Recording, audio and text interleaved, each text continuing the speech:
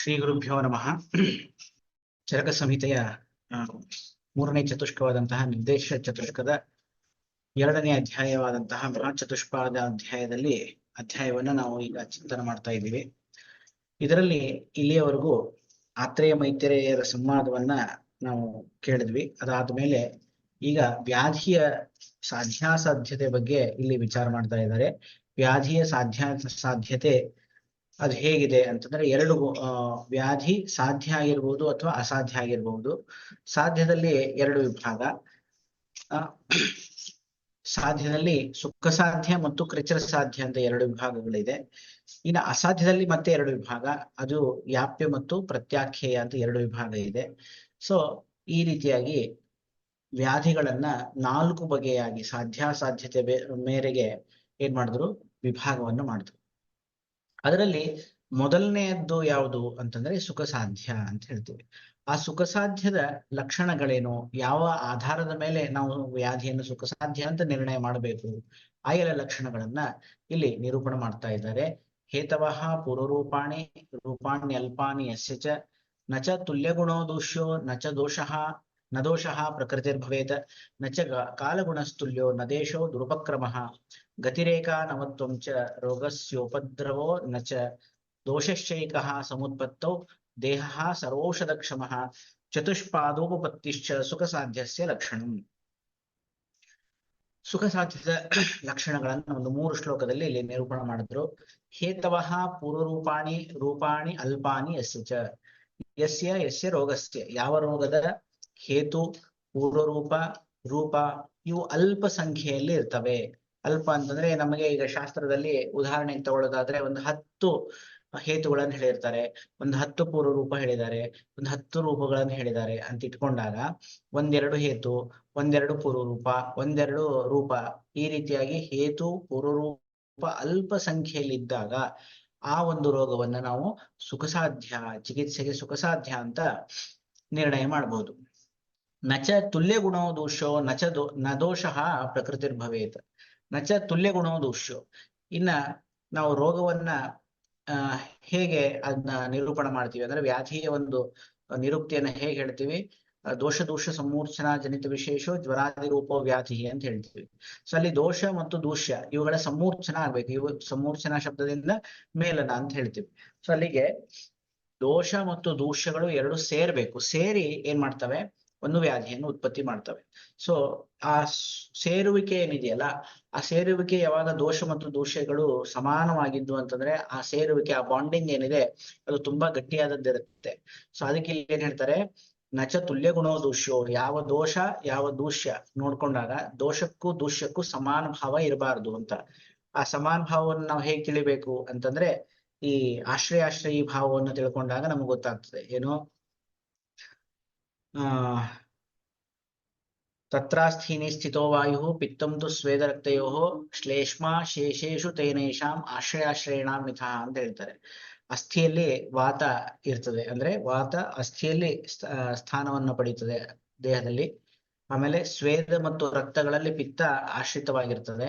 ಉಳಿದ ಧಾತುಗಳೇನಿದೆ, ಧಾತು ಮತ್ತೆ ಈ ಮಲಗಳೇನಿದೆ ಅವುಗಳಲ್ಲಿ ಶ್ಲೇಷ್ಮ ಶೇಷೇಶು, ಶ್ಲೇಷ್ಮ ಅಂದ್ರೆ ಕಫವು ಅಲ್ಲಿ ಏನಾಗ್ತದೆ, ಸ್ಥಾನವನ್ನು ಪಡೆದಿದೆ ನಮ್ಮ ದೇಹದಲ್ಲಿ ಅಂತ ಹೇಳ್ತಾರೆ.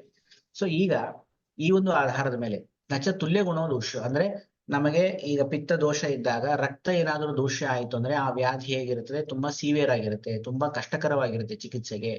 ಆದ್ರೆ ನಮಗೆ ಪಿತ್ತ ದೋಷ ಇರುತ್ತೆ, ಆದ್ರೆ ರಸ ಆಗಿರ್ಬೋದು, ಮಾಂಸ ಆಗಿರ್ಬೋದು, ಮೇಧಸ್ಸಾಗಿರ್ಬೋದು, ಬೇರೆ ಯಾವ್ದಾದ್ರು ಒಂದು ಧಾತು ಇತ್ತು ಅಂತಂದ್ರೆ ಆ ಧಾತು ಏನಿದೆ ಆ ದೋಷಕ್ಕೆ ಸಮಾನವಾದಂತಹ ಗುಣ ಇಲ್ಲದೆ ಇರೋದ್ರಿಂದಾಗಿ ಅಲ್ಲೇನಾಗುತ್ತೆ, ಅದು ಚಿಕಿತ್ಸೆಗೆ ಸುಖ ಸಾಧ್ಯ ಅಂತ ಅನಿಸ್ಕೊಳ್ತದೆ.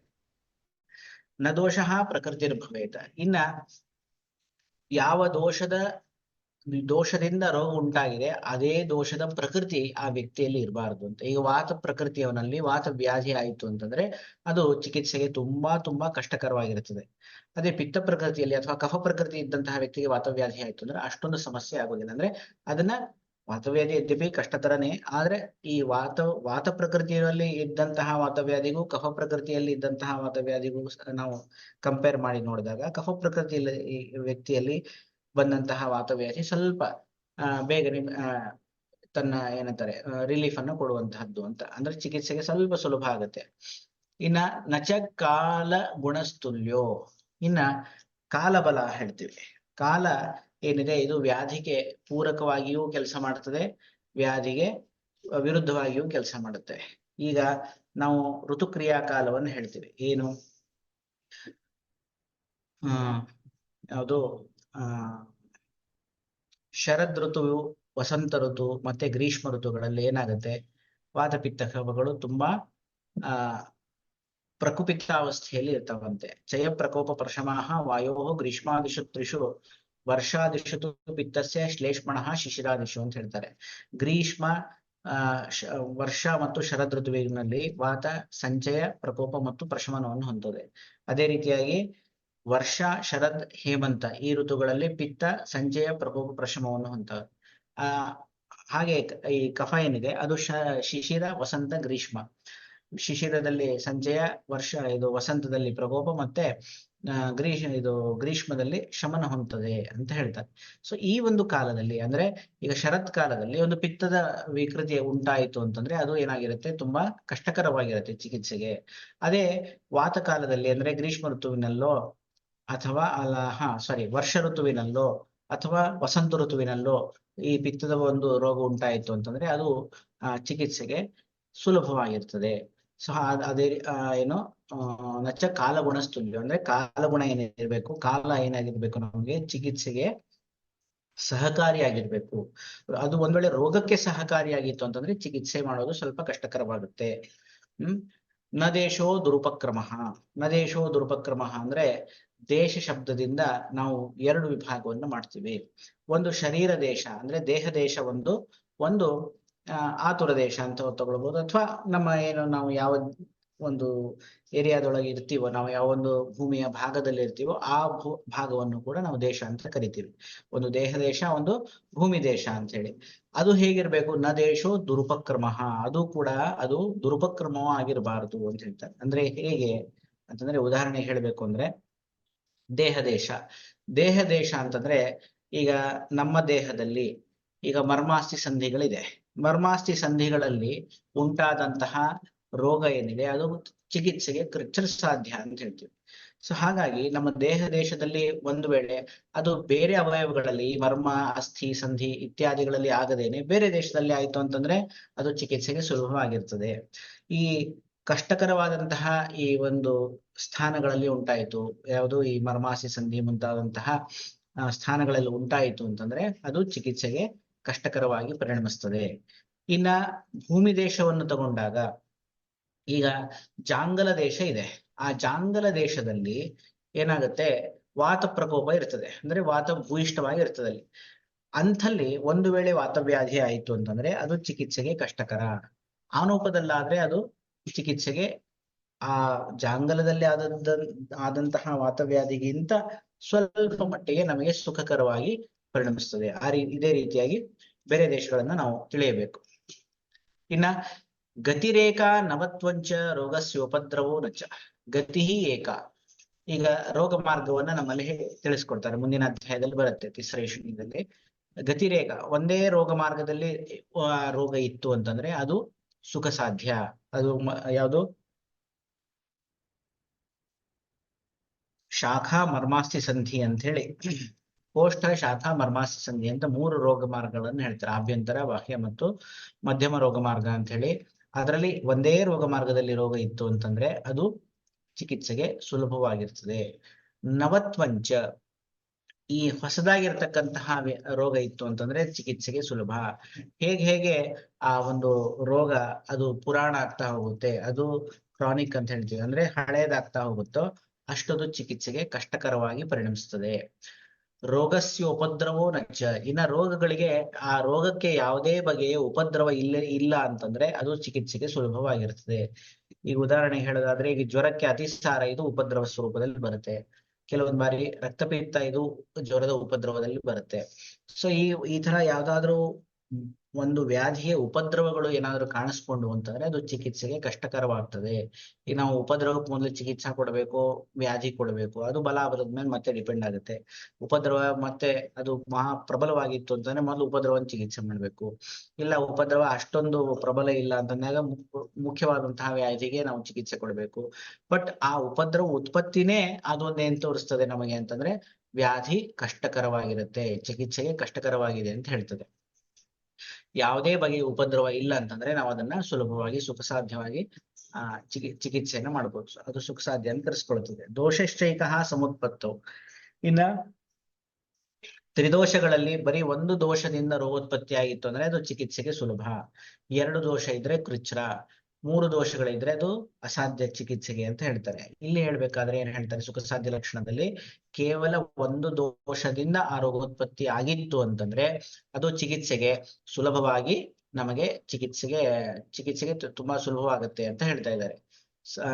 ದೋಷಶ್ಚೈಕಃ ಸಮುತ್ಪತ್ತೌ ದೇಹ ಸರ್ವೌಷಧ ಕ್ಷಮಃ. ಇನ್ನ ರೋಗಿಯಲ್ಲಿರುವಂತಹ ಗುಣವನ್ನು ಹೇಳ್ತಾ ಇದ್ದಾರೆ. ಏನು, ಆ ರೋಗಿಯ ದೇಹ ಹೇಗಿರ್ಬೇಕು, ಸರ್ವೌಷಧ ಕ್ಷಮಃ. ನಾವು ಯಾವುದೇ ಬಗೆಯ ಔಷಧಿಗಳನ್ನ ಕೊಟ್ಟಾಗ ಆ ರೋಗಿ ತೆಗೆದುಕೊಳ್ಳೋ ಹಾಗೆ ಇರಬೇಕು. ನಾವು ಕೆಲವು ಪೇಷಂಟ್ಸ್ ರೋಗಿಗಳು ಬಂದಾಗ ನಾವು ನೋಡ್ತೀವಿ ಏನಂತ, ಡಾಕ್ಟ್ರೇ ನನಗೆ ಸಿರಪ್ ಯಾವ್ದು ಕೊಡಬೇಡಿ, ನಂಗೆ ಮಾತ್ರೆ ಅಷ್ಟೇ ಕೊಡಿ ಅಂತ ಕೆಲವ್ರು ಹೇಳ್ತಾರೆ.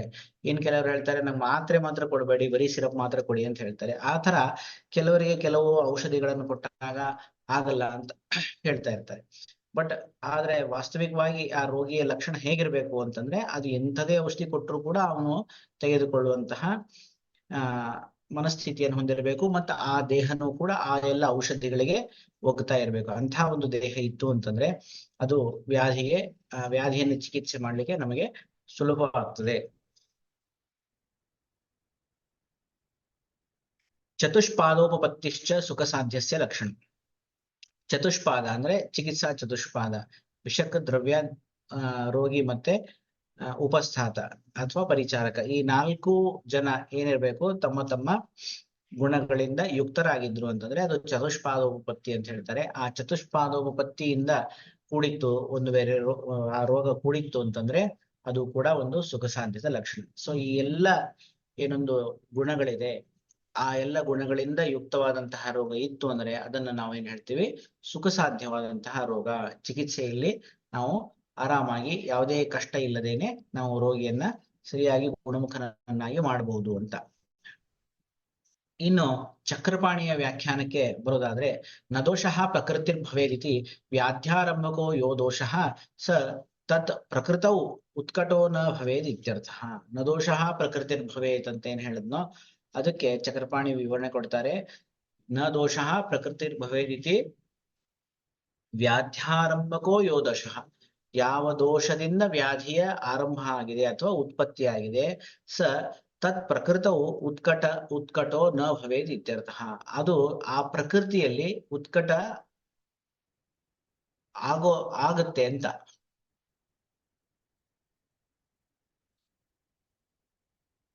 ತತ್ ಪ್ರಕೃತವು ಉತ್ಕಟೋ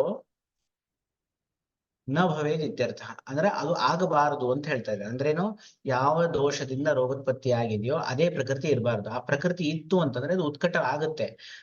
ಉತ್ಕಟೋ ನ ಭವೇತ್ ಅಂದ್ರ ಉತ್ಕಟ ಅಲ್ಲಿ ಆಗಬಾರದು ಅಂತ. ಪ್ರಕೃತಿ ಅದು ಅಂದ್ರೆ ರೋಗ ಯಾವ ದೋಷ ಪ್ರಾರಂಭ ಆಗಿದೆ, ಆ ವ್ಯಾಧಿ ಅಂತ ಅನ್ನೋದು ಏನಿರ್ಬೇಕು, ಅದು ಸಮಾನವಾದದ್ದು, ಆ ದೋಷಕ್ಕೆ ಸಮಾನವಾದದ್ದು ಇರಬಾರ್ದು. ಸಾರಿ, ಪ್ರಕೃತಿ ಹೇಗಿರ್ಬೇಕು ಅಂದ್ರೆ ಅದು ಆ ದೋಷಕ್ಕೆ ಸಮಾನವಾಗಿರಬಾರದು ಅಂತ ಹೇಳ್ತಿದ್ದಾರೆ. ಇನ್ನ ದೇಶವನ್ನ ತೆಗೆದುಕೊಂಡಾಗ ದೇಶೋ ಭೂಮಿರಾತೃಶ್ಚ.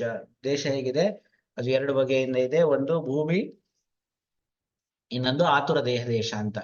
ದೇಶೋ ದುರುಪಕ್ರಮೋ ಯಥಾ ವಾತವ್ಯಾಧವು ತುಲ್ಯಗುಣೋ ಮರುಹು. ಇನ್ನು ವಾತವ್ಯಾಧಿಯಲ್ಲಿ ತುಲ್ಯ ಗುಣ ಅಂದ್ರೆ ಸಮಾನ ಗುಣವಾದಂತಹ ಮರು ಅಂದ್ರೆ ಜಾಂಗಲ ದೇಶ. ಆ ಜಾಂಗಲ ದೇಶದಲ್ಲಿ ವಾತವ್ಯಾಧಿ ಆಯ್ತು ಅಂತಂದ್ರೆ ಅದು ತುಂಬಾ ಕಷ್ಟಕರವಾದಂಥದ್ದು. ತಥಾ ಶ್ಲೇಷ್ಮ ವ್ಯಾಧವು ಅನೂಪಃ. ಕಫಜನ್ಯ ವ್ಯಾಧಿ ಇದ್ದಲ್ಲಿ ಅಲ್ಲಿ ಅನೂಪದೇಶ ಇತ್ತು ಅಂತಂದ್ರೆ ಅದು ಚಿಕಿತ್ಸೆಗೆ ಕಷ್ಟಕರವಾಗಿರ್ತದೆ. ದೇಹಶ್ಚ ದುರುಪಕ್ರಮೋ ಯಥ. ಇದು ದೇಶ ಅಂದ್ರೆ ಭೂಮಿ ದೇಶವನ್ನು ಹೇಳ್ತಾ ಇದ್ದಾರೆ. ಯಾವುದು ಜಾಂಗಲ ಆಗಿರ್ಬೋದು, ಅನೂಪ ಆಗಿರ್ಬೋದು, ಇದು ಏನಿದು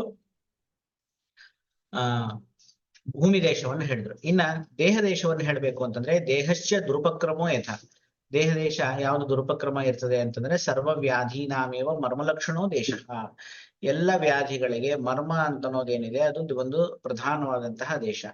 ಆ ತ್ರಿಮರ್ಮಗಳನ್ನ ಆಶ್ರಯಿಸಿಕೊಂಡು ಯಾವ್ದಾದ್ರು ರೋಗ ಇತ್ತು ಅಂದ್ರೆ ಶಿರಸ್ಸು, ಹೃದಯ, ಬಸ್ತಿ ಆಗಿರ್ಬಹುದು ಅಥವಾ ಅನ್ಯ ಮರ್ಮಗಳು ಯಾವ್ದಾದ್ರು ಆಗಿರ್ಬಹುದು, ಅವುಗಳನ್ನ ಆಶ್ರಯಿಸಿ ಒಂದು ವೇಳೆ ವ್ಯಾಧಿ ಇತ್ತು ಅಂತಂದ್ರೆ ಅದು ಚಿಕಿತ್ಸೆಗೆ ತುಂಬಾ ಕಷ್ಟಕರವಾದಂತಹದ್ದು. ತಥಾ ವಾತವ್ಯಾಧೇಹೇ ಪಕ್ವಾಶಯ ಇತ್ಯಾದಿ. ಇನ್ನ ವಾತವ್ಯಾಧಿಯನ್ನು ತಗೊಂಡಾಗ ಅಲ್ಲಿ ಪಕ್ವಾಶಯಜನ್ಯ ವಾತವ್ಯಾಧಿ ಇತ್ತು ಅಂತಂದ್ರೆ ಅವಾಗ ಅದೇನು ವಾತದ ಸ್ವಸ್ಥಾನ ಆಗಿರೋದ್ರಿಂದಾಗಿ ಪಕ್ವಾಶಯ ಆ ವಾತವ್ಯಾಧಿ ಅಂತ ಅನ್ನೋದು ಏನಾಗುತ್ತೆ, ತುಂಬಾ ಕಷ್ಟಕರವಾಗತ್ತೆ ಚಿಕಿತ್ಸೆಗೆ. ಸೊ ಇದು ದೇಶದ ಬಗ್ಗೆ ಹೇಳಿದ್ರು. ಇನ್ನ ಗತಿರೇಕ, ಗತಿರೇಕ ಏಕೋ ಮಾರ್ಗ ಇತ್ಯರ್ಥ. ಗತಿ ಶಬ್ದದಿಂದ ಇಲ್ಲೇನೋ ದೋಷದ ಗತಿಯನ್ನ ತಗೊಳ್ಬೇಕು. ದೋಷದ ಗತಿ ಎಲ್ಲಾಗತ್ತೆ ಅಂತಂದಾಗ ರೋಗ ಮಾರ್ಗದಲ್ಲಿ ಆಗತ್ತೆ. ಸೊ ಆ ರೋಗ ಮಾರ್ಗಗಳಲ್ಲಿ ಏನೋ ಅದು ಎಷ್ಟು ರೋಗ ಮಾರ್ಗ ಇದೆ, ಒಟ್ಟು ದೇಹದಲ್ಲಿ 3 ರೋಗ ಮಾರ್ಗ ಇದೆ. ಮರ್ಮ ಮಾರ್ಗಾಹ ತಿಸ್ರೈಷಣೀಯೇ ವಕ್ತವ್ಯ.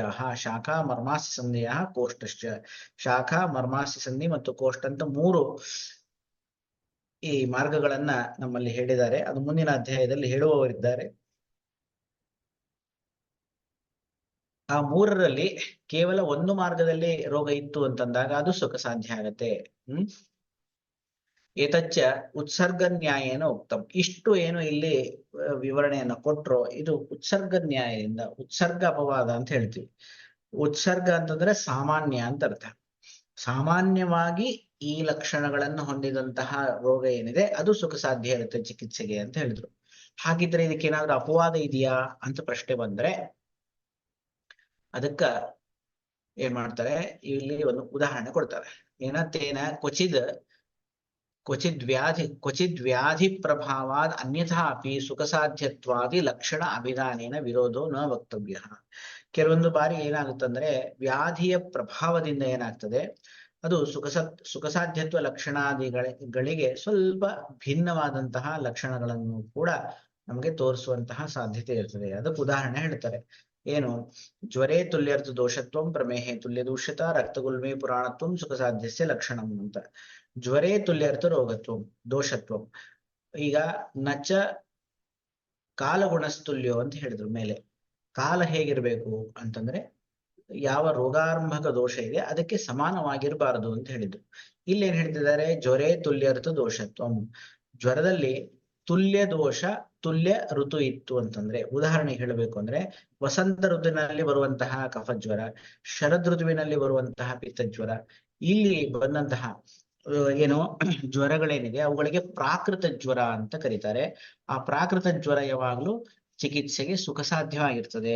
ಪ್ರಾಕೃತಃ ಸುಖ ಸಾಧ್ಯಸ್ತು ವಸಂತಃ ಶರದುದ್ಭವ ಅಂತೇಳಿ ಚಿಕಿತ್ಸಾ ಸ್ಥಾನದಲ್ಲಿ ಪ್ರಾಕೃತ ಜ್ವರ ವರ್ಣನೆ ಮಾಡ್ತಕ್ಕಂತಹ ಸಂದರ್ಭದಲ್ಲಿ ಚರಕ ಹೇಳ್ತಾರೆ, ಪ್ರಾಕೃತಃ ಸುಖ ಸಾಧ್ಯಸ್ತು. ಪ್ರಾಕೃತ ಜ್ವರ ಏನಿದೆ ಇದು ಸುಖ ಸಾಧ್ಯವಾಗಿದೆ ಅಂತ. ಪ್ರಾಕೃತ ಜ್ವರ ಅಂತಂದ್ರೇನು, ವಸಂತ ಋತುವಿನಲ್ಲಿ ಬಂದಂತಹ ಕಫಜ್ವರ ಮತ್ತೆ ಶರದ್ ಬಂದಂತಹ ಪಿತ್ತಜ್ವರ, ಇವು ಎರಡೂ ಕೂಡ ಏನಿದು ಇದು ಚಿಕಿತ್ಸೆಗೆ ಸುಲಭ ಸಾಧ್ಯ ಅಂತ ಹೇಳ್ತಾರೆ.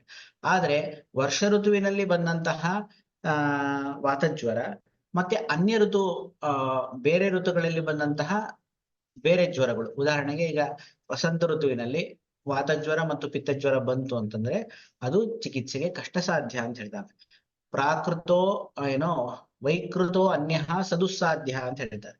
ವೈಕೃತ ಜ್ವರ ಏನಿದೆ ಅದು ಅನ್ಯ ದೋಷದಿಂದ ಉಂಟಾಗಿರ್ತದೆ. ಅಂದ್ರೆ ಯಾವ ಋತುವಿನಲ್ಲಿ ಯಾವ ದೋಷದ ಪ್ರಾಧಾನ್ಯ ಇದೆ ಆ ದೋಷವನ್ನು ಹೊರತುಪಡಿಸಿ ಅನ್ಯ ದೋಷದಿಂದ ಉಂಟಾದಂತಹ ಏನೊಂದು ಜ್ವರ ಇದೆ ಅದನ್ನ ವೈಕೃತ ಜ್ವರ, ಅದನ್ನ ವೈಕೃತ ಜ್ವರ ಅಂತ ಕರೀತಾರೆ. ಅದು ಚಿಕಿತ್ಸೆಗೆ ಕಷ್ಟ ಸಾಧ್ಯವಾಗಿದೆ. ವೈಕೃತೋ ಅನ್ಯ ಸದುಸ್ಸಾಧ್ಯ ಪ್ರಾಕೃತಶ್ಚ ಅನಿಲೋದ್ಭವ. ಇನ್ನ ಪ್ರಾಕೃತ ಜ್ವರದಲ್ಲಿಯೇನೆ ಅದು ಒಂದ್ ವೇಳೆ ವಾತಜ್ವರ ವರ್ಷ ಋತುವಿನೆಲ್ಲ ಬಂದಂತಹ ವಾತಜ್ವರ ಇತ್ತು ಅಂತಂದ್ರೆ ಅದು ಕೂಡ ಚಿಕಿತ್ಸೆಗೆ ಕಷ್ಟಕರವಾಗಿರುತ್ತೆ ಅಂತ ಹೇಳ್ತಿದ್ದಾರೆ. ಸೊ ಈ ರೀತಿಯಾಗಿ ಜ್ವರದಲ್ಲಿ ಸಮಾನವಾದಂತಹ ಋತು ಅಂದ್ರೆ ದೋಷ ಮತ್ತು ಋತುವಿಗೆ ಸಾಮ್ಯ ಇದ್ದರೂ ಕೂಡ ಅದು ಏನಾಗುತ್ತೆ, ಚಿಕಿತ್ಸೆಗೆ ಸುಲಭ ಸಾಧ್ಯ ಆಗುತ್ತೆ. ಇದು ಒಂದು ಅಪವಾದ. ಯಾವುದಕ್ಕೆ? ಸುಖಸಾಧ್ಯ ಲಕ್ಷಣಕ್ಕೆ ಒಂದು ಅಪವಾದ. ಇದು ಮೊದಲನೇದು. ಇನ್ನು ಎರಡನೇ ಅಪವಾದ ಇಲ್ಲಿ ಯಾವುದು ಅಂತಂದ್ರೆ ಪ್ರಮೇಹೇ ತುಲ್ಯ ದೂಷ್ಯತ. ಈಗ ನಾವು ಪ್ರಮೇಹದ ಸಾಧ್ಯಾಸಾಧ್ಯತೆಯನ್ನ ವಿಚಾರ ಮಾಡಿದಾಗ 10 ಕಫಜ ಪ್ರಮೇಹ ಸಾಧ್ಯ ಅಂತ ಹೇಳ್ತೀವಿ. ಪಿತ್ತಜಾಹ ಷಡ್ ಯಾಪ್ಯ, ಪಿತ್ತಜ 6 ಪ್ರಮೇಹಗಳು ಯಾಪ್ಯ, ಮತ್ತೆ ಈ ಅಸಾಧ್ಯ ಪವನ ಚತುಷ್ಕ, ಈ 4 ಪ್ರಮೇಹಗಳು ವಾತದಿಂದ ಉಂಟಾಗುವಂತಹದ್ದೇನಿದೆ ಅವುಗಳು ಅಸಾಧ್ಯ ಅಂತ ಹೇಳ್ತೀವಿ. ಸೊ ಹಂಗಾಗಿ ಕಫದಿಂದ ಉಂಟಾದಂತಹ 10 ಪ್ರಮೇಹಗಳು ಸಾಧ್ಯ ಅಂತ ಹೇಳಿದ್ವಿ.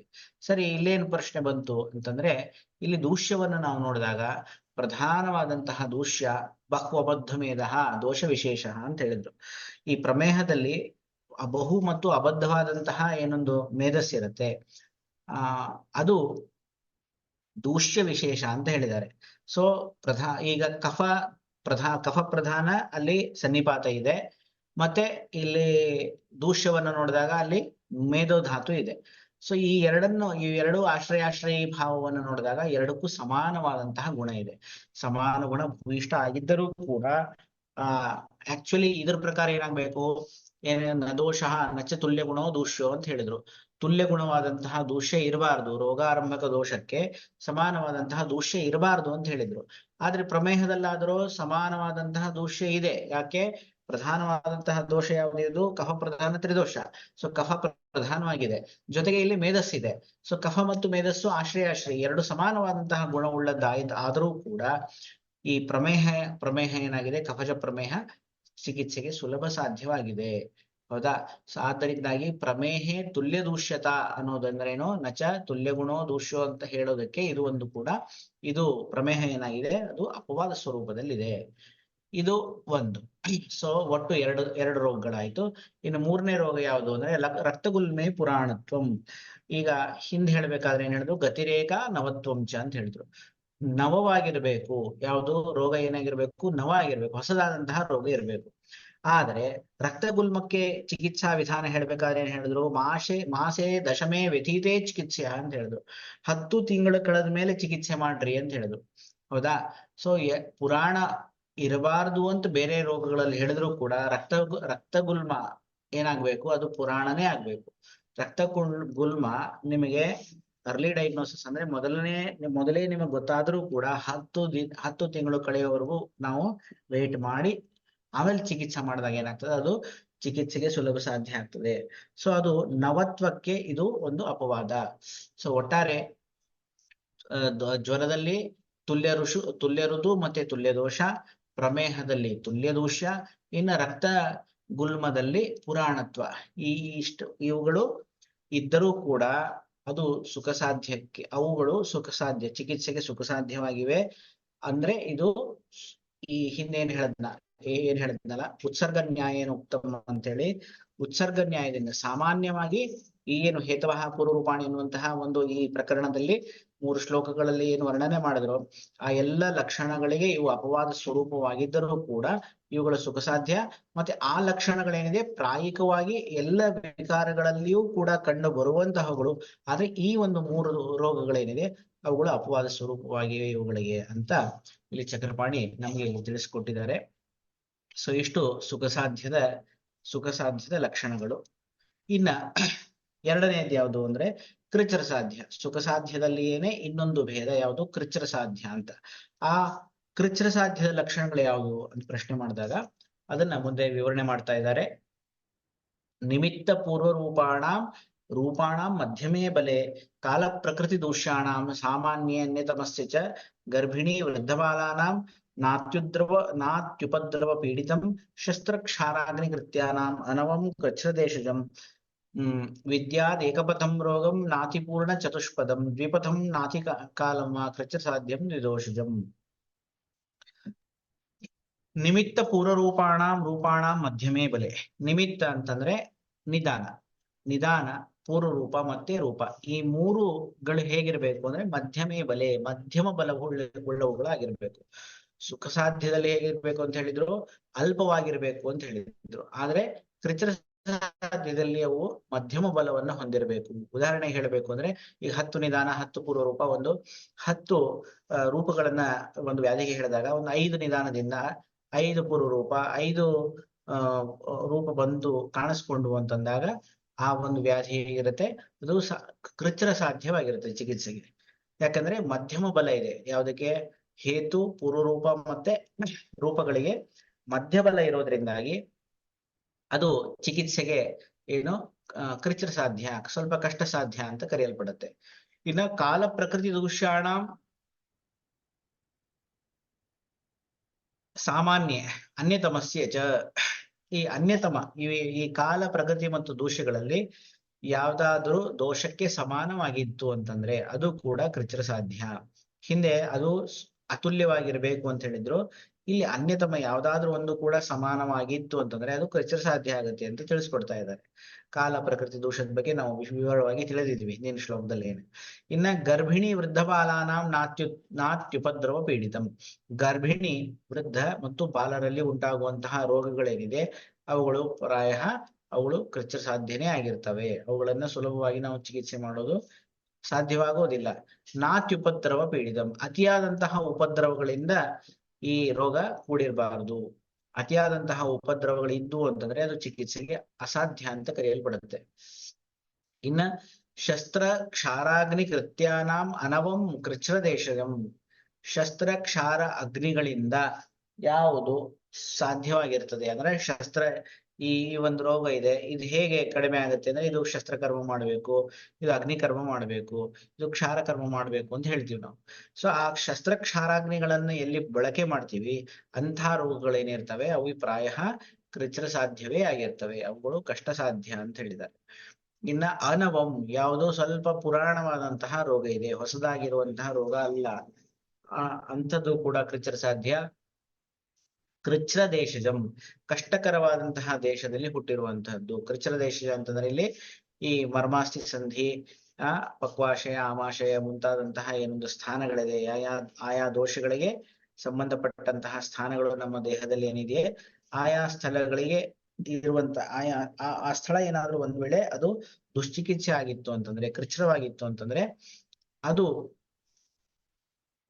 ಕೃಚ್ರ ಸಾಧ್ಯ ಅಂತ ಕರೆಯಲ್ಪಡುತ್ತೆ. ವಿದ್ಯಾದ್ ಏಕಪಥಂ ರೋಗಂ ನಾತಿಪೂರ್ಣ ಚತುಷ್ಪದಂ. ಇನ್ನ ಪಥ ಅಂತಂದ್ರೆ ಇಲ್ಲಿ ರೋಗ ಮಾರ್ಗವನ್ನು ತಿಳಿಸ್ತಾ ಇದ್ದಾರೆ. ವಿದ್ಯಾದ್ ಏಕಪಥಂ ರೋಗಂ, ಇಲ್ಲೂ ಕೂಡ ಒಂದೇ ಪಥದಲ್ಲಿ ರೋಗ ಒಂದೇ ರೋಗ ಮಾರ್ಗವನ್ನ ಆಶ್ರಯಿಸಿಕೊಂಡಿರ್ಬೇಕು. ನಾತಿಪೂರ್ಣ ಚತುಷ್ಪದಂ, ಚತುಷ್ಪಾದಗಳಲ್ಲಿ ಪೂರ್ಣತೆ ಇರಬಾರ್ದು. ಸೊ 2, 3 ಈ ರೀತಿಯಾದಂತಹ ಚಿಕಿತ್ಸಾ ಚತುಷ್ಪಾದಗಳು ಸರಿಯಾಗಿದ್ದು 1, 2 ಚಿಕಿತ್ಸಾ ಚತುಷ್ಪಾದಗಳು ಸರಿಯಾಗಿ ಇಲ್ಲದೆ ಹೋದಾಗ ಅದು ಕೂಡ ಕೃಚ್ರ ಸಾಧ್ಯ ಅಂತ ಕರೆಯಲ್ಪಡುತ್ತೆ.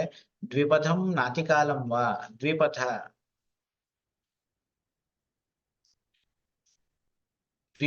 ಅಂತಂದ್ರೆ ಎರಡು ಮಾರ್ಗಗಳನ್ನ ಆಶ್ರಯಿಸಿಕೊಂಡಿತ್ತು ಅಂತಂದ್ರೆ, ಈಗ ಹೇಗೆ ಅಂದ್ರೆ ಈಗ ಕೋಷ್ಠ ಶಾಖಾ ಮರ್ಮಾಸ್ಥಿ ಸಂಧಿ ಅಂತ 3 ರೋಗ ಮಾರ್ಗಗಳನ್ನು ಹೇಳಿದ್ದಾರೆ ಆಯ್ತಾ. ಅವುಗಳಲ್ಲಿ ಎರಡು ರೋಗ ಮಾರ್ಗವನ್ನು ಹೇಳಿದ್ರು ಅಂತಂದ್ರೆ ಆಶ್ರಯಿಸಿಕೊಂಡಿತ್ತು ಅಂದ್ರೆ ಅದು ಏನಂತ ಕರೆಯಲ್ಪಡುತ್ತೆ, ಕೃಚ್ರ ಸಾಧ್ಯ ಅಂತ ಕರೆಯಲ್ಪಡುತ್ತೆ. ನಾತಿಕಾಲಂ ವಾ ಕೃಚ್ರ ಸಾಧ್ಯಂ ದ್ವಿದೋಷಜಂ, ನಾತಿಕಾಲಂ ಅಂತಂದ್ರೆ ಅತಿಯಾದಂತಹ ಕಾಲ ಅಂದ್ರೆ ತುಂಬಾ ದಿವಸಗಳಿಂದ ರೋಗ ಇದ್ದಿರಬಾರ್ದು, ಅದು ಕೂಡ ಅಂದ್ರೆ ಈ ಇದಕ್ಕಿಂತ ಸ್ವಲ್ಪ ಪುರಾಣ ಆದ್ರೆ ನಡೀತದೆ, ಅದು ಸುಖ ಸಾಧ್ಯಕ್ಕಿಂತ ಪುರಾಣ ಆದ್ರೆ ನಡೀತದೆ. ಆದ್ರೆ ಅಸಾಧ್ಯಕ್ಕೆ ಏನ್ ಕಾಲ ಪ್ರಕರ್ಷ ಹೇಳ್ತಾರೋ ಅದಕ್ಕಿಂತ ಕಡಿಮೆ ಕಾಲ ಪ್ರಕರ್ಷದಿಂದ ಆ ರೋಗ ಇತ್ತು ಅಂತಂದ್ರೆ ಅದು ಸುಖ ಸಾಧ್ಯ, ಕೃಚ್ರ ಸಾಧ್ಯ ಅಂತ ಕರೆಯಲ್ಪಡುತ್ತೆ. ಕೃಚ್ರ ಸಾಧ್ಯಂ ದ್ವಿದೋಷಜಂ. ಇನ್ನ ಹಿಂದೆ ಸುಖ ಸಾಧ್ಯದಲ್ಲಿ ಏಕದೋಷಜ ಇರ್ಬೇಕು ಅಂತ ಹೇಳಿದ್ರು, ಇಲ್ಲಿ ದ್ವಿದೋಷಜ ಇದ್ದಾಗ ಅದು ಕೃಚ್ರ ಸಾಧ್ಯ ಆಗುತ್ತೆ ಅಂತ ತಿಳಿಸ್ತಾ ಇದ್ದಾರೆ. ಇನ್ನ ಚಕ್ರಪಾಣಿಯ ವ್ಯಾಖ್ಯಾನವನ್ನು ನೋಡೋದಾದ್ರೆ ಕಾಲ ಪ್ರಕೃತಿ ದೂಷಾಣಮಿತಿ ನಿರ್ಧಾರಣೆ ಷಷ್ಠಿ, ಇಲ್ಲಿ ಕಾಲ ಪ್ರಕೃತಿ ದೂಷಾಣಂ ಅಂತ ಹೇಳಿ ಷಷ್ಠಿ ಪ್ರಯೋಗವನ್ನು ಮಾಡಿದ್ದಾರೆ. ಅದು ನಮಗೆ ಏನ್ ತಿಳಿಸ್ಕೊಡ್ತದೆ ಆ ಷಷ್ಠಿ ಅಂತಂದ್ರೆ ನಿರ್ಧಾರಣೆ ಷಷ್ಠಿ ಅಂತ. ಆ ನಿರ್ಧಾರ ಅಂದ್ರೆ ನಿಶ್ಚಯವಾಗಿಯೂ ಕಾಲ ಪ್ರಕೃತಿ ದೋಷಗಳು ಸಮಾನವಾಗಿ ಇರಬಾರ್ದು ಅನ್ನುವಂತಹ ವಿಷಯವನ್ನು ತಿಳಿಸ್ಕೊಡ್ತದೆ. ಸಾಮಾನ್ಯ ಇತಿ ದೋಷೇಣ ಸಮಂ, ಇಲ್ಲಿ ಸಾಮಾನ್ಯ ಅನ್ಯತಮಸ್ಯ ಚ ಅಂತ ಹೇಳಿ ಹೇಳಿದ್ರು. ಅಲ್ಲಿ ಸಾಮಾನ್ಯ ಶಬ್ದಕ್ಕೆ ಏನರ್ಥ ಅಂದ್ರೆ ದೋಷಕ್ಕೆ ಸಮಾನವಾದಂತಹದ್ದು ಇರಬಾರ್ದು ಅಂತ. ಇನ್ನ ಗರ್ಭಿಣಿ ವೃದ್ಧ ಬಾಲಾನಾಂ ನಾತ್ಯುಪದ್ರವ ಪೀಡಿತಂ ಅಂತ, ಗರ್ಭಿಣಿ ವೃದ್ಧ ಬಾಲಾನಾಂ ಸರ್ವಯೇವ ವ್ಯಾಧಿ ಕೃಚ್ರ ಸಾಧ್ಯ ಬೋಧ್ಯವ್ಯ, ಗರ್ಭಿಣಿಯರಲ್ಲಿ ಉಂಟಾಗುವಂತಹದ್ದು, ಆಮೇಲೆ ವೃದ್ಧರಲ್ಲಿ ಉಂಟಾಗುವಂತಹದ್ದು, ಬಾಲಕರಲ್ಲಿ ಉಂಟಾಗುವಂತಹ ಏನೊಂದು ವ್ಯಾಧಿಗಳಿದೆ ಅವುಗಳು ಎಲ್ಲವೂ ಕೂಡ ಕೃಚ್ಛ್ರ ಸಾಧ್ಯವೇ ಆಗಿರ್ತವೆ. ಸೊ ಅಂಥ ವ್ಯಾಧಿಗಳನ್ನ ನಾವು ಚಿಕಿತ್ಸೆ ಮಾಡಬೇಕು ಅಂದ್ರೆ ಸ್ವಲ್ಪ ಕಷ್ಟಪಡಬೇಕಾದಂತಹ ಪರಿಸ್ಥಿತಿ ಇರ್ತದೆ. ಸೊ ಗರ್ಭಿಣಿ ವೃದ್ಧ ಬಾಲರ ರೋಗಗಳೆಲ್ಲವೂ ಕೃಚ್ಛ್ರ ಸಾಧ್ಯ. ನಾತ್ಯುಪದ್ರವ ಪೀಡಿತಂ ಇತಿ ಪೂರ್ವೇಣ ನ ಯೋಜನೀಯಂ ಕಿಂತು ಸ್ವತಂತ್ರಮೇವ.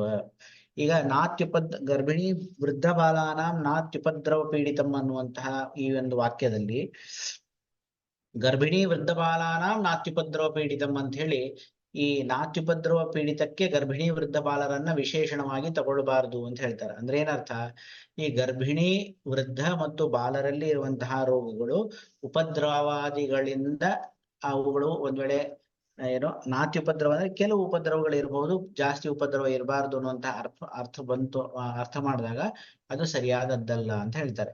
ಅಂದ್ರೆ ಏನು, ಗರ್ಭಿಣಿ ವೃದ್ಧ ಬಾಲಾನಾಂ ಅಂತ ಅನ್ನೋದು ಒಂದು ಪ್ರತ್ಯೇಕವಾದಂತಹ ಎಂಟಿಟಿ, ನಾತ್ಯುಪದ್ರವ ಪೀಡಿತಂ ಅನ್ನುವಂತಹದ್ದು ಪ್ರತ್ಯೇಕವಾದಂತಹ ಒಂದು ವಿವರಣೆ.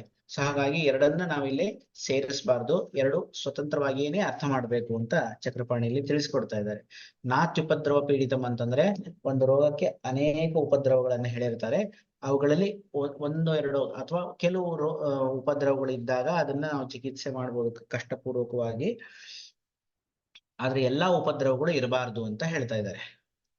ಇನ್ನ ಶಸ್ತ್ರ ಕ್ಷಾರಾಗ್ನಿ ಕೃತ್ಯಾನಾಂ ಅನವಂ ಕೃಚ್ಛ್ರ ದೇಶಜಂ. ಶಸ್ತ್ರ ಕ್ಷಾರ ಅಗ್ನಿಕರ್ಮಗಳನ್ನ ನಾವು ಮಾಡಿದ್ವಿ ಅಂತಂದ್ರೆ ಅದು ಕೃಚ್ಛ್ರ ಸಾಧ್ಯ ಅಂತ ತಿಳಿಸ್ಕೊಡ್ತಾ ಇದ್ದಾರೆ.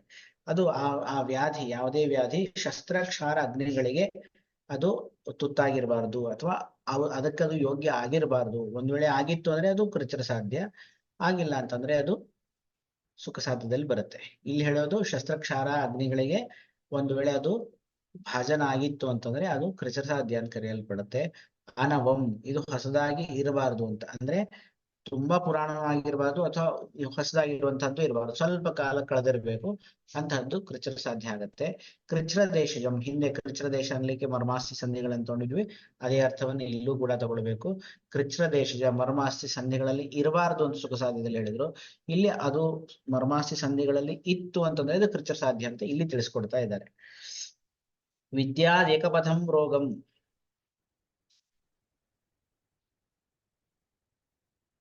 ಸರಿ, ಕೃಚ್ಛ್ರ ದೇಶಜಂ ಮರ್ಮ ಸಂಧ್ಯಾದಿ ಜಂ ಅಂತ ಹೇಳಿದ್ರು, ಮರ್ಮ ಮತ್ತು ಸಂಧಿಗಳಲ್ಲಿ ಉಂಟಾದಂತಹ ರೋಗ ಅಂತ. ಆಮೇಲೆ ಶಸ್ತ್ರ ಕ್ಷಾರಾಗ್ನಿ ಕೃತ್ಯಾಹ ಅಂತಂದ್ರೆ ಶಸ್ತ್ರ ಕ್ಷಾರಾಗ್ನಿ ಸಾಧ್ಯಾಹ ಅಂತ. ಶಸ್ತ್ರ ಕ್ಷಾರ ಅಗ್ನಿಗಳಿಂದ ಸಾಧ್ಯವಾದದ್ದನ್ನ ಶಸ್ತ್ರ ಕ್ಷಾರಾಗ್ನಿ ಕೃತ್ಯ ಅಂತ ಕರೆದಿದ್ದಾರೆ.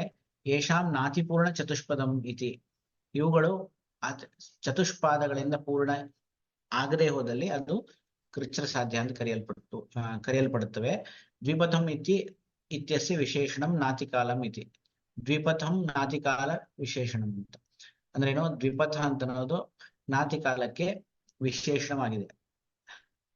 ಅಲ್ಲ, ನಾತಿಕಾಲಂ ದ್ವಿಪಥಂ, ಅತಿಯಾದಂತಹ ಕಾಲ ಗತಿಸಿರಬಾರ್ದು, ಮತ್ತೆ ಎರಡು ಪಥಗಳಲ್ಲಿ ಅದು ರೋಗ ಇತ್ತು ಅಂದ್ರೆ, ಎರಡು ರೋಗ ಮಾರ್ಗಗಳಲ್ಲಿ ರೋಗ ಇತ್ತು ಅಂತ ಅಂದ್ರೆ ಅದು ಕೃಚ್ಛ್ರ ಸಾಧ್ಯ ಅಂತ ಇಲ್ಲಿ ತಿಳಿಸ್ಕೊಡ್ತಾ ಇದ್ದಾರೆ. ಸೊ ಇಷ್ಟು ಈ ಕೃಚ್ಛ್ರ ಸಾಧ್ಯದ ವಿವರಣೆಯನ್ನ ನಾವು ಇಲ್ಲಿವರೆಗೂ ಚಿಂತನೆ ಮಾಡಿದ್ವಿ. ಇನ್ನ ಮೂರನೆಯದ್ದು ಯಾಪ್ಯ ರೋಗದ ಲಕ್ಷಣವನ್ನ ಮುಂದೆ ತಿಳಿಸ್ತಾ ಇದ್ದಾರೆ. ಶೇಷತ್ವಾದ ಆಯುಷೋ ಯಾಪ್ಯಂ ಅಸಾಧ್ಯಂ ಪಥ್ಯ ಸೇವೆಯ ಲಬ್ಧಾಲ್ಪ ಸುಖಮಲ್ಪೇನ ಹೇತುನಾಶು ಪ್ರವರ್ತಕಂ ಗಂಭೀರಂ ಬಹು ಧಾತುಸ್ಥಂ ಮರ್ಮಸಂಧಿ ಸಮಾಶ್ರಿತಂ ನಿತ್ಯಾನುಶಾಯಿನಂ ರೋಗಂ ದೀರ್ಘಕಾಲಂ ಅವಸ್ಥಿತಂ ವಿದ್ಯಾದ್ವಿದೋಷಜಂ. ಯಾಪ್ಯ, ಇದು ಏನೋ ಶೇಷತ್ವಾದ ಆಯುಷೋ ಯಾಪ್ಯ.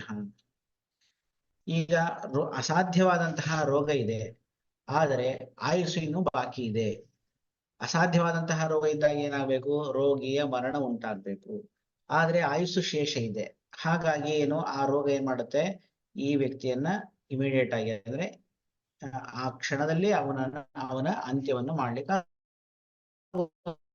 ಇಲ್ಲ. ಸೊ ಅವಾಗ ಏನಾಗುತ್ತೆ, ಆಯುಸ್ಸು ಶೇಷ ಇದೆ ಆದ್ರೆ ಅಸಾಧ್ಯವೇ ಆಗಿದೆ. ಅಲ್ಲೇನ್ ಮಾಡ್ಬೇಕು ನಾವು ಅಂತಂದ್ರೆ ಚಿಕಿತ್ಸೆ ಮಾಡಿ ಅದನ್ನ ಏನ್ ಮಾಡ್ಬೇಕು, ಅವನ ಆಯುಸ್ಸು ಮುಗಿಯೋವರೆಗೂ ನಾವು ಅವನಿಗೆ ಪಥ್ಯಾಭ್ಯಾಸ ಮುಂತಾದವುಗಳಿಂದ ನಾವು ಆ ರೋಗವನ್ನ ಏನ್ ಮಾಡ್ಬೇಕು, ಯಾಪನ ಮಾಡ್ತಾ ಹೋಗ್ಬೇಕು, ಅದನ್ನ ಮುಂದೆ ಹಾಕ್ತಾ ಹೋಗ್ಬೇಕು ಅಂತ. ಶೇಷತ್ವಾದ ಆಯುಷೋ ಯಾಪ್ಯ, ಆಯುಷು ಶೇಷ ಇದೆ, ಆದ್ದರಿಂದಾಗಿ ವ್ಯಾಧಿ ವ್ಯಾಪ್ಯ ಆಗುತ್ತೆ. ಅಸಾಧ್ಯಂ ಅಸಾಧ್ಯಂ ಅಂತ ಶಬ್ದ ಪ್ರಯೋಗ ಮಾಡಿದ್ರಿ. ಯಾಕಂತಂದ್ರೆ ಈಗ ಆಯುಷು ಶೇಷ ಇದೆ, ನಾವು ಚಿಕಿತ್ಸೆನೂ ಕೊಡ್ತಿದೀವಿ, ಅದು ಏನಾಗ್ತಾ ಇದೆ, ವ್ಯಾಧಿ ಕಡಿಮೆನೂ ಆಗ್ತಾ ಇದೆ, ಹಂಗಂದ್ರೆ ಇದು ಸಾಧ್ಯ ಒಂದು ವೆರೈಟಿಯಲ್ಲಿ ಬಂದು ಬಿಡ್ಬೋದು, ತಗೊಂಡ್ಬಿಡಲ್ಲ ಅಂತ ಪ್ರಶ್ನೆ ಬಂದ್ರೆ ಇಲ್ಲ, ಇದು ಅಸಾಧ್ಯನೇ. ಇದು ಆ ವ್ಯಾಧಿ ಮಾತ್ರ ಯಾವ ಕಾರಣಕ್ಕೂ ಸಾಧ್ಯ ಆಗೋದಿಲ್ಲ. ಹಿಂದೆ ಬಂದಿತ್ತು ಏನೋ, ನಾಸಾಧ್ಯ ಸಾಧ್ಯತಾಂ ಯಾತಿ ಸಾಧ್ಯವೋ ಯಾತ್ಯಸಾಧ್ಯತಾಂ. ಅಸಾಧ್ಯ ಇದ್ದದ್ದು ಯಾವತ್ತೂ ಸಾಧ್ಯ ಆಗೋದಿಲ್ಲ. ಆದ್ರೆ ಅಸಾಧ್ಯ ಇದ್ದದ್ದು ಚಿಕಿತ್ಸೆ ಮಾಡದೆ ಹೋದಾಗ, ಯಾವುದನ್ನ ನಿರ್ಲಕ್ಷಿಸಿದಾಗ ಏನಾಗುತ್ತೆ, ಅದು ಅಸಾಧ್ಯತ್ವಕ್ಕೆ ಅದು ಪರಿಣಮಿಸ್ತದೆ. ಅದಕ್ಕೆ ಇದು ಶೇಷತ್ವಾದ ಆಯುಷು ಶೇಷ ಇದೆ, ನಾವು ಆ ವ್ಯಕ್ತಿಗೆ ಚಿಕಿತ್ಸೆಯನ್ನು ಕೊಡ್ತಾ ಇದ್ದೀವಿ, ಆದ್ರೆ ಆ ವ್ಯಾಧಿ ಮಾತ್ರ ಸುಖ ಸಾಧ್ಯ ಅಂತ ಯಾವತ್ತೂ ಆಗೋದಿಲ್ಲ. ಅದು ಸಾಧ್ಯ ಅಲ್ಲ, ಅದು ಅಸಾಧ್ಯನೇ ಅನ್ನೋದು ತಿಳಿಸ್ಕೊಳ್ಳೋದಕ್ಕೋಸ್ಕರವಾಗಿ ಏನ್ ಮಾಡಿದ್ರು, ಇಲ್ಲಿ ಅಸಾಧ್ಯ ಅನ್ನುವಂತಹ ಏನ್ ಮಾಡಿದ್ರು, ಶಬ್ದವನ್ನ ಪ್ರಯೋಗ ಮಾಡಿದ್ರು. ಯದ್ಯಪಿ ಅಸಾಧ್ಯದ ವೆರೈಟಿಯನ್ನೇ ಇಲ್ಲಿ ನಮಗೆ ಹೇಳ್ತಾ ಇದ್ದಾರೆ, ಆ ಕ್ಲಾಸಿಫಿಕೇಶನ್ ಇಲ್ಲಿ ವರ್ಣನೆ ಮಾಡ್ತಾ ಇದ್ದಾರೆ. ಮಾಡಬೇಕಾದ್ರೂ ಕೂಡ ಈ ಒಂದು ಸಂದೇಹ ಬರಬಾರದು ಅನ್ನೋ ಉದ್ದೇಶದಿಂದ ಅಸಾಧ್ಯ ಅನ್ನುವಂತಹ ಒಂದು ಶಬ್ದವನ್ನ ಇಲ್ಲಿ ಸೇರಿಸ್ಕೊಂಡಿದ್ದಾರೆ. ಇನ್ನ ಪಥ್ಯ ಸೇವೆಯ, ಪಥ್ಯ ಸೇವಾ ಮಾಡ್ತಾ ಮಾಡ್ತಾ ನಾವೇನ್ ಮಾಡ್ಬೇಕು, ಆಯುಷನ್ನ ಆ ವ್ಯಕ್ತಿಗೆ ಪಥ್ಯ ಶಬ್ದದಿಂದ ಇಲ್ಲಿ ಔಷಧ ಅಂತ ಚಕ್ರಪಾಣಿ ಹೇಳ್ತಾರೆ. ಅಂದ್ರೆ ಔಷಧ ಸೇವಾ ಮಾಡ್ಕೊಂಡು ಅವನೇನ್ ಮಾಡ್ಬೇಕು, ತನ್ನ ಉಳಿದ ಜೀವನವನ್ನ ನಡೆಸಬೇಕು. ಲಬ್ಧಾಲ್ಪ ಸುಖಮಲ್ಪೇನ ಹೇತುನಾಶು ಪ್ರವರ್ತಕಂ. ಲಬ್ಧಾಲ್ಪ ಸುಖಂ ಅಲ್ಪೇನ, ಪಥ್ಯ ಸೇವೆಯ ಲಬ್ಧಾಲ್ಪ ಸುಖಂ, ಪಥ್ಯ ಸೇವಾ ಮಾಡಿ ಅಲ್ಪ ಸುಖವನ್ನ ಪಡೆಯುತ್ತಾನೆ ರೋಗಿ. ಇಲ್ಲಿ ಯಾವುದು ಅಸಾಧ್ಯವಾದಂತಹ ರೋಗ, ಯಾವುದನ್ನು ಯಾಪನ ಮಾಡ್ತಾ ಇರ್ತೀವೋ ಅಲ್ಲಿ ಪಥ್ಯ ಸೇವಾ, ಔಷಧ ಸೇವಾ ಮಾಡೋದ್ರಿಂದ ಏನಾಗ್ತದೆ, ಅಲ್ಪ ಸುಖದ ಲಾಭ ಆ ರೋಗಿ ಉಂಟಾಗ್ತದೆ. ಹೇತುನ ಆಶು ಪ್ರವರ್ತಕಂ, ಸ್ವಲ್ಪ ಏನಾದ್ರೂ ಸಣ್ಣ ಪುಟ್ಟ ಕಾರಣಗಳು ಬಂದು ಅಂತಂದ್ರೆ ಈ ರೋಗ ಏನಿದೆ ಬೇಗನೆ ಉಲ್ಬಣಗೊಳ್ಳುತ್ತದೆ. ಈ ಸುಖ ಸಾಧ್ಯ ಮತ್ತು ಕೃಚ್ಛ ಸಾಧ್ಯದಲ್ಲಿ ಏನಾಗುತ್ತೆ, ಇಷ್ಟು ಬೇಗನೆ ಅದು ಉಲ್ಬಣಗೊಳ್ಳೋದಿಲ್ಲ. ಇದು ಅಸಾಧ್ಯ ಇರೋದ್ರಿಂದ ಏನಾಗುತ್ತೆ, ಹೇತುನ ಆಶು ಪ್ರವರ್ತಕಂ, ಸಣ್ಣ ಪುಟ್ಟ ಹೇತುಗಳನ್ನು ಸೇವಾ ಮಾಡಿದರೂ ಕೂಡ ಏನಾಗುತ್ತೆ, ಆಶು ಪ್ರವೃತ್ತಿ, ಬೇಗನೆ ಇದು ಏನಾಗ್ತದೆ, ಜಾಸ್ತಿ ಅಂದ್ರೆ ಹೆಚ್ಚು ಪ್ರಭಾವವನ್ನ ತೋರಿಸ್ತದೆ ತಂದು. ಗಂಭೀರಂ ಬಹುಧಾತುಸ್ಥಂ, ಗಂಭೀರ ಅಂದ್ರೆ ಇದು ಆಳವಾದಂತಹ ಧಾತುಗಳೇನಿದೆ, ಈಗ ಅಸ್ಥಿ, ಮಜ್ಜ, ಶುಕ್ರ ಮುಂತಾದಂತಹ ಆಳವಾದಂತಹ ಡೀಪರ್ ಧಾತುಸ್ ಏನಿದೆ, ಅಲ್ಲಿ ಒಂದು ವೇಳೆ ಅದು ಕಂಡು ಬಂತು ಅಂದ್ರೆ ಅದನ್ನ ನಾವು ಯಾಪ್ಯ ಅಂತ ಕರಿತಾ ಇದ್ದೀವಿ. ಇಲ್ಲಿ ಬಹುಧಾತುಸ್ಥಂ, ಅನೇಕ ದೂಷ್ಯಗಳಲ್ಲಿ ಅದು ಆಶ್ರಯ ಹೊಂದಿತ್ತು ಅಂದ್ರೆ ಅದು ಕೂಡ ಏನಾಗಿದೆ, ಒಂದು ಯಾಪ್ಯತ್ವವನ್ನು ಯಾಪ್ಯತ್ವ ಒಂದು ವಿಭಾಗದಲ್ಲಿ ನಾವು ಅದನ್ನ ತೆಗೆದುಕೊಳ್ಬಹುದು. ಮರ್ಮ ಸಂಧಿ ಸಮಾಶ್ರಿತ, ಮರ್ಮ ಮತ್ತು ಸಂಧಿಗಳಲ್ಲಿ ಯಾವುದು ಆಶ್ರಿತವಾಗಿರುತ್ತದೆ ಅದು ಕೂಡ ಯಾಪ್ಯ ಆಗಿರ್ತದೆ. ನಿತ್ಯಾನುಶಾಯಿನಂ ರೋಗ, ನಿತ್ಯದಲ್ಲಿ ಯಾವ ರೋಗ ಹಂಗೆ ಇದ್ದೇ ಇರ್ತದೆ, ನಿತ್ಯಾನುಬಂಧವಾಗಿರ್ತದೆ ಅಂತಹ ರೋಗ. ದೀರ್ಘಕಾಲಂ ಅವಸ್ಥಿತಂ, ದೀರ್ಘಕಾಲದಿಂದ ಯಾವ್ದು ಹಾಗೆ ಉಳ್ಕೊಂಡು ಬಂದಿರುತ್ತೆ, ವರ್ಷಾಂಗಟ್ಲೆ ಇರುತ್ತೆ ಆ ರೋಗ, ಅಂಥದ್ದೇನಂತ ಕರಿತೀವಿ ನಾವು ಯಾಪ್ಯ ಅಂತ ಹೇಳ್ತೀವಿ.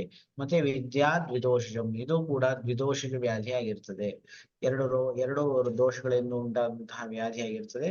ಮತ್ತೆ ಇದು ಚಿಕಿತ್ಸೆಗೆ ತುಂಬಾ ಕಷ್ಟಕರವಾಗಿರ್ತದೆ.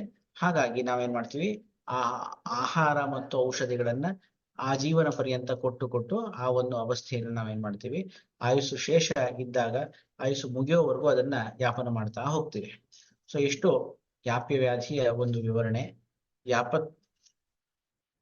ಯಾಪ್ಯತ್ವೇನ ಅಸಾಧ್ಯತ್ವೇ ಲಬ್ಧೆ ಯದ್ ಅಸಾಧ್ಯಮಿತಿ ಪದಂ ತದ್ ಯಾಪ್ಯ ಯಾಪನಾರ್ಥಂ ಕ್ರಿಯಮಾಣ ಭೇಷಜತೆಯ ಸಾಧ್ಯತ್ವ ಶಂಕಾ ನಿರಾಸಾರ್ಥಂ. ಇಲ್ಲಿ ಅಸಾಧ್ಯವನ್ನೇ ಹೇಳ್ತಾ ಹೋಗ್ತಾ ಇದ್ದಾರೆ, ಅದನ್ನೇ ಬಣ್ಣಿಸ್ತಾ ಇದ್ದಾರೆ. ಅಂತ ಒಂದು ಸಂದರ್ಭದಲ್ಲಿ ಈ ಯಾಪ್ಯತ್ವೇನೈವ ಅಸಾಧ್ಯತ್ವೇ ಲಬ್ಧೆ ಅಂದ್ರೆ ಯಾಪ್ಯತ್ವ ಅಂತ ಹೇಳೋದ್ರ ಮುಖಾಂತರನೇ ನಮಗೆ ಇದು ಅಸಾಧ್ಯ ಅಂತ ತಿಳಿಬೇಕಾದ್ರೆ ಮತ್ತೆ ಅಸಾಧ್ಯ ಅನ್ನುವಂತಹ ಪದವನ್ನು ಯಾಕೆ ಇಟ್ರು ಅಂತಂದ್ರೆ ತದ್ ಯಾಪ್ಯ ಯಾಪನಾರ್ಥಂ, ಯಾಪ್ಯ ವ್ಯಾಧಿ ಅದನ್ನ ಯಾಪನ ಮಾಡಬೇಕು. ಹೇಗೆ ಅಂತಂದ್ರೆ ಕ್ರಿಯಮಾಣ ಭೇಷಜತೆಯ, ನಾವು ಕೊಡ್ತಕ್ಕಂತಹ ಔಷಧಿ ಏನಿದೆ ಆ ಔಷಧ ಉಪಚಾರಗಳಿಂದ ಆ ವ್ಯಾಧಿಯನ್ನ ಯಾಪನ ಮಾಡಬೇಕು. ಸಾಧ್ಯತ್ವ ಶಂಕಾ ನಿರಾರ್ಥಂ, ಯಾಪನ ಮಾಡಬೇಕೇ ಹೊರತು ಈ ವ್ಯಾಧಿ ಸುಖ ಸಾಧ್ಯದೊಳಗೆ ಬರೋದಿಲ್ಲ ಅಥವಾ ಕೃಚರ ಸಾಧ್ಯದೊಳಗೂ ಬರೋದಿಲ್ಲ, ಸಾಧ್ಯ ವೆರೈಟಿಯಲ್ಲೇ ಬರೋದಿಲ್ಲ ಅನ್ನೋದನ್ನ ತಿಳಿಸುವುದಕ್ಕೋಸ್ಕರ ಅಸಾಧ್ಯ ಅನ್ನುವಂತಹ ಶಬ್ದ ಪ್ರಯೋಗವನ್ನ ಇಲ್ಲಿ ಚರಕರು ಮಾಡಿದ್ದಾರೆ. शेषत्वाद् आयुषः इति वचनम् आयुष्येषे विद्यमाने एव व्याप्यव्याधि प्रादुर्भावो भवति इति